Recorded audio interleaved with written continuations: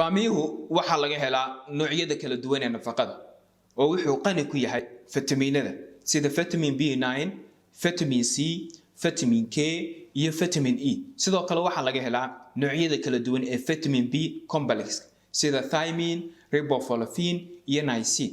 waxa kale oo laga helaa noocyada kala duwan ee macdanta sida iron, potassium, phosphorus, zinc, magnesium.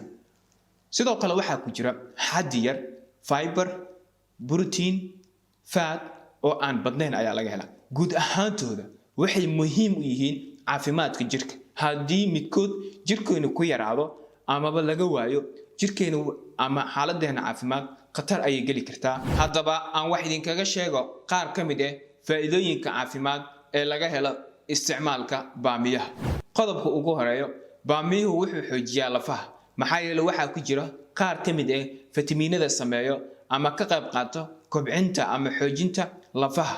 sidoo kale waxaa ku jira phosphorus iyo calcium oo muhiim u ah lafaha. qodobka labaad, baamiyuhu wuxuu yareeyaa ama uu ka hortagaa xeerta ama dufunta dhiigga ama kolestaroolka hadba sida u taqaanid, taasoo halis ku ah caafimaadka jirkeena. qodobka saddexaad, baamiyuhu wuxuu aad ugu wanaagsan yahay dadka qaba cudurka ama xanuunka macaanka ama sokorta maxaa yeelay baaritaan cilmiyeed la sameeyay ayaa waxaa lagu xaqiijiyay ama lagu ogaaday in baamiyuhu oo hoos u dhigo xabaaraha sokorta loogu soo nooga dheefshiidka ama low glycemic index-ka, taasoo keenayso in ay sokorta aysan kicin. qodobka afraad, baamiyuhu wuxuu aad ugu wanaagsan yahay hooyada uurka leh amaba isku diyaarinaysa uurka cusub maxaa yeelay waxaa ku jira vitamin B9, folic acid ama folate hadba sida u taqaanid. fitamiinkan wuxuu ka hortagaa dhibaatooyinka ama caafimaad darrada ku imaan karto uurjiifka ama ilmaha dhala doono iyo hooyadaba.